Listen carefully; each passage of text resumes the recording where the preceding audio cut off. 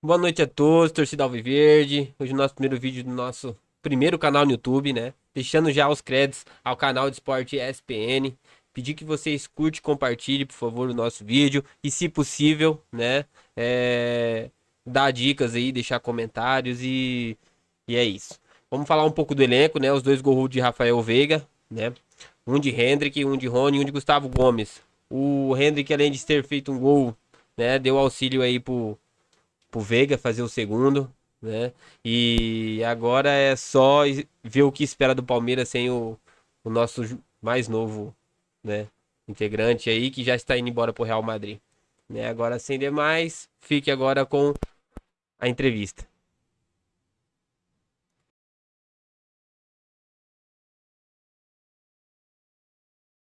Dentro do Paulistão, aquela coisa dele mexer muito, enfim, mas não, a gente já viu o Abel também mexendo dentro da própria Libertadores, começando com um time muito diferente. Deve ser mais nessa linha também para esses próximos dois compromissos de Libertadores. Será que o Abel agora também, já com essa classificação encaminhada, como a gente diz, e muito favorito nesses confrontos, já começar a pensar também, deixa eu acudir um pouquinho ali a outra frente de um Brasileirão? Será que isso pode passar pela cabeça dele também?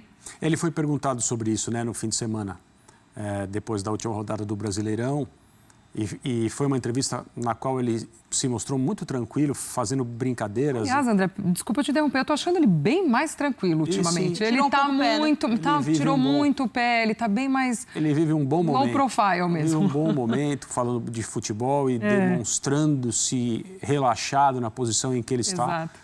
Embora a gente saiba, né, nenhum treinador de times com as ambições e o tipo de calendário que o Palmeiras tem pode relaxar em qualquer momento. Só estou comparando, né, o temperamento dele em relação a outros momentos nesse contato, né, respondendo perguntas depois de jogos.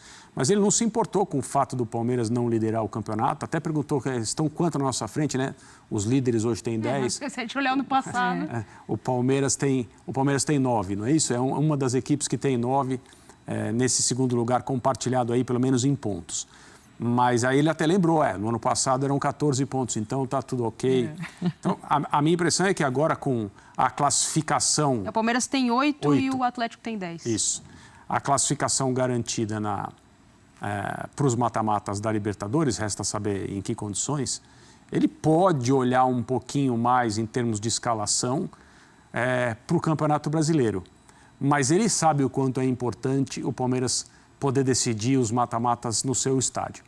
Independentemente de ser essa questão Allianz, Show, Barueri. É claro que aí eu estou falando de Allianz.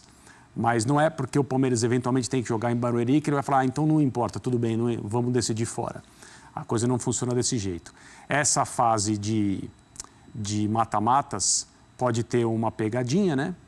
Porque o Flamengo pode se recuperar e conseguir uma classificação em segundo lugar. Isso significa que algum primeiro lugar vai enfrentar o Flamengo. A Libertadores é completamente imprevisível, não há nada garantido. Então, eu não acho que ele vai tirar o pé, mas ele vai poder olhar para o Campeonato Brasileiro naquelas semanas que os jogos coincidem, né? Com pouco espaço, pouco intervalo entre eles, para despejar um pouco mais de força do Palmeiras nas rodadas do Brasileirão. E uma coisa que tem chamado a atenção da Abel é que nessa temporada ele tem feito algo que na temporada passada ele demorou a fazer, e ele mesmo reconhece em dado momento desse início de temporada, que é rodar mais o elenco, que é testar mais, usar a molecada, inclusive. Na temporada passada, quando ele perde o Dudu, parece que ele demora a achar o encaixe, porque ele acha que o encaixe está dentro do time que era titular, movendo a peça que era o Arthur para uma posição em que ele não rendeu. E aí, quando ele vai tentar reagir, já é um segundo tempo do Boca. Depois, no Campeonato Brasileiro, ele começa a dar sequência para os meninos e acontece. Dessa vez, parece que ele está... Nessa temporada, ele fez isso no Campeonato Paulista e tem feito isso na Libertadores e no Campeonato Brasileiro. De começar a colocar algumas peças. O Flaco Lopes, que foi titular boa parte do Paulista, vai para o banco, outros jogadores respondem mais, muda o sistema tático da equipe, coloca 3 zagueiros, 3 zagueiros que são 2 laterais, né, pelo lado direito, o Marcos Rocha e o Mike. Então ele vai arrumando ali alternativas que na temporada passada eu acho que ele ficou mais fiel à convicção dele do que ele pensava para dentro de campo. Nessa temporada ele tem sido mais maleável em relação a isso, então eu acredito que... Estou até pegando aqui os compromissos do Palmeiras para as próximas rodadas nesses intervalos. Tem o Atlético jogando em casa, né? Jogando em Barueri, depois visita o Criciúma E aí tem o retorno da Copa do Brasil. Né? Esses seriam jogos aí nesse intervalo. Até o São Lourenço ainda tem o Vasco, recebendo o Vasco pelo Campeonato Brasileiro. Então, olhando ali para a parte de cima da tabela, a gente sabe que o Campeonato Brasileiro vai até dezembro, tem muita coisa para acontecer. Acho que dá para ele rotacionar bastante. Eu acho que ainda em cima disso que você está dizendo, que esse ano ele também já se permite mais isso, acho que tem muito de um amadurecimento do que é o trabalho dele. A gente vendo também como ele lança esses jovens jogadores e também tem o sucesso com esses jogadores, muito por conta do que é esse trabalho dele, então pôde ir maturando esses meninos e lançando no momento exato, né? Ele sempre falou muito isso em relação ao Endrick e acredito que com os outros é da mesma forma também, né? Claro. Ele não precisa colocar ali de afogadilho, ele não tem ali, preciso arranjar alguém aqui que resolva o meu problema, como acontece em tantas outras equipes. Eu acho que também tem um pouco disso, né, André? De como esse trabalho do Abel foi maturando, eu acho que ele tem a licença poética para mexer e para... Quero entrar na Libertadores, como já aconteceu. Eu acho que a gente estava até junto num abre-jogo desse, André. Acho que contra o mesmo Liverpool, em que ele entra com a escalação bem modificada, com os mais jovens entre os seus titulares, enfim. Eu acho que o Abel tem essa coisa, né? Essa licença mesmo. Quanto a isso, ele está bem confortável, né? Não só porque o período dele é marcado pelas grandes conquistas que a gente viu nos últimos anos, e ele tem muita responsabilidade nisso. O Palmeiras tem vários ótimos jogadores, mas o símbolo do time é o seu treinador. Isso é assim desde que ele chegou. E não há nada de errado nisso. A forma de trabalhar, né? E o contexto no qual um técnico trabalha são situações quase sempre muito específicas. A gente não tem como ficar colocando rótulos, etiquetas e tal. Outro símbolo desse período no Palmeiras é o seu técnico. Na discussão que existe, é totalmente apropriada, a respeito da posição do Abel entre os melhores do Palmeiras em todos os tempos, talvez o melhor. Eu acho que quanto mais ele ganha aqui, mais difícil fica enxergá-lo não sendo o melhor em todos os tempos. Mas uma instituição com o tempo de vida que o Palmeiras tem tanta gente importante, tantos treinadores que contribuíram para essa história, que você precisaria ter uma quantidade de informação muito vasta a respeito de todo esse período para entender contextualmente o que foi o papel de cada um, para poder falar, não, é esse. Porque se você for só olhar as conquistas, não precisa de opinião. Você não precisa ter vivido absolutamente nada. É só você pegar quantos troféus ganhou. Esse aqui ganhou mais, então esse é o melhor. E o futebol não é, felizmente o futebol não é desse jeito. Mas ele está ali, e com todo o merecimento. Além disso, tem a questão da oferta que as categorias de base do Palmeiras entrega na mão dele, né? Então, primeiro o Endrick passou pela oscilação, aquela história da Disney e tal, ele até falou sobre isso outro dia, revelando-se, tá vendo?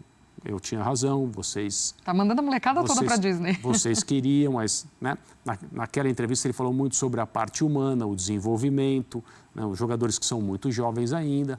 E aí, depois do Endrick, vem o Estevão, que tem uma compostura tremenda, uma personalidade que é fora do normal, joga ali, né, entre os titulares do Palmeiras, pede a bola para cobrar pênalti, faz gol decisivo, como se ele fizesse parte desse ambiente há muito tempo. Então, é uma coisa muito bonita de ver e ao mesmo tempo, muito anormal. E ele tem essa fartura nas mãos. Até o Flaco Lopes, por exemplo, que... acho que indubitavelmente vive o seu melhor momento desde que chegou ao Palmeiras. Não aparece no time titular há algum tempo porque o Abel pode mexer. E é o Estevão um dos jogadores que, né, entre aspas, fecham a porta para o Lopes. Mas é necessário ter um grupo com jogadores sempre em condições de ajudar. Todos os treinadores falam isso, o Abel não é diferente. E ele pode mexer e ele fica muito tranquilo sabendo que ele encontra a qualidade nas opções que ele tem. É um trabalho muito autoral, né? Tem o carimbo dele, passaporte, tem tudo, identidade. Muito do que acontece com o Palmeiras desde a sua chegada, a exceção do jogo contra o Santos na final da Libertadores, que ali ele tinha muito pouco tempo de trabalho e foi um jogo muito abaixo das duas equipes. A partir dali, e ele foi questionado muitas vezes pelas tomadas de decisões que ele toma, não só com a Juventude, mas até de escalação, muro pichado, né, pressão para saber passou por isso ele no passou, início, né, em tomadas de decisões que ele tem, e ele sempre muito calmo falando, calma, eu sei o que eu estou fazendo. Então, se tem alguém que tem crédito para fazer, para escolher ou para tomar determinadas decisões hoje no futebol brasileiro, é o Abel. Ele toma determinadas decisões que, às vezes, o torcedor ele vai olhar e falar... Até nós da mídia, olhando, analisando, né, nós jornalistas, pensando nas escolhas dele, a gente vai falar, pô, quanto a gente não pediu o Endrick de forma imediata ou de forma instantânea, quando ele sobe ali pro profissional. Ah, mas ele calma, né? Então, foi criticado quando foi eliminado pelo Boca, justamente Exato. pelas suas convicções. Exato.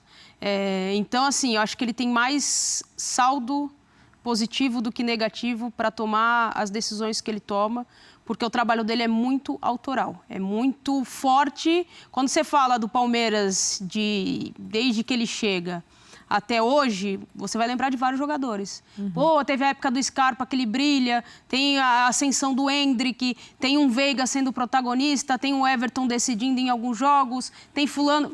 Mas você sempre vai lembrar que tinha o Abel.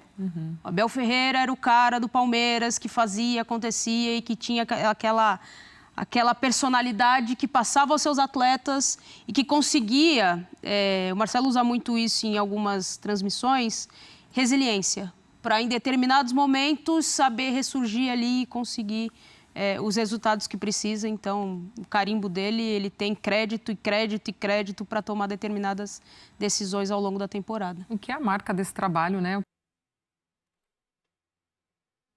Então é isso que foi falado, galera, na entrevista, né? E Palmeiras goleia o Liverpool, né? No Uruguai, na casa do Liverpool, né? E fica perto da classificação na Libertadores. Avante palestra, o Palmeiras visitou o Liverpool, em Uruguai, nesta quinta-feira pela Libertadores e goleou o time uruguaio por 5-0. Em jogo disputado no estádio Centenário, em Montevidéu, Rafael Veiga deu um show, marcou 2 vezes para a equipe alviverde e conduziu a vitória na reta final. Endrick, Rony e Gustavo Gomes fecharam o placar. Dessa forma, com os resultados, o Palmeiras deixou a classificação para as oitavas de final bem encaminhada. Para isso, aliás, o Verdão terá de somar apenas 1 ponto nas suas rodadas finais, que acontecerão no Allianz Parque. Independiente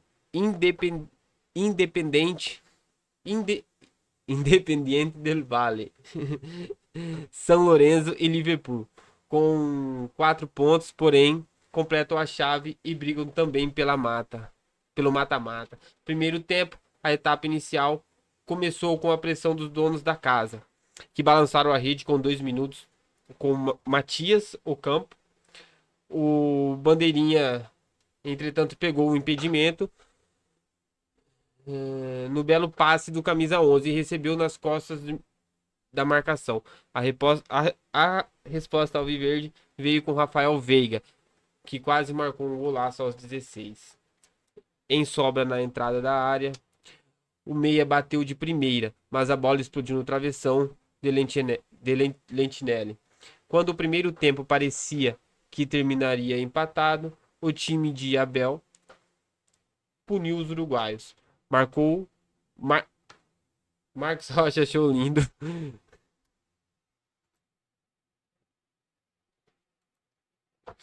Bom, Marcos Rocha achou lindo o passe rasgando a marcação para Veiga, que invadiu a área e soltou uma bomba com um chute de pé direito. O travessão, que atrapalhou antes, desta vez foi o amigo e ajudou a empurrar a bola para o gol.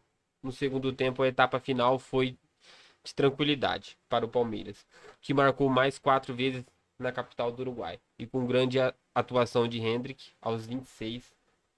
Afinal, em rápida jogada pelo meio, o camisa 9 tocou nas costas da marcação e Rafael Veiga chegou batendo de primeira. A bola desviou na marcação e tirou qualquer chance de defesa do goleiro do Liverpool.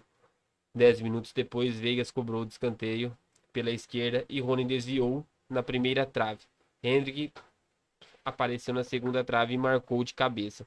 Na comemoração, o futuro jogador do Real Madrid celebrou na frente dos atletas reservas do Liverpool, que foram tirar satisfação. Uma pequena confusão se iniciou mas rapidamente foi contida nos acréscimos. Rony recebeu de Flaco Lopes e marcou o quarto. No último lance de pênalti, Gustavo Gomes fechou a conta. Sequência, Liverpool e Palmeiras voltam a campo na próxima semana.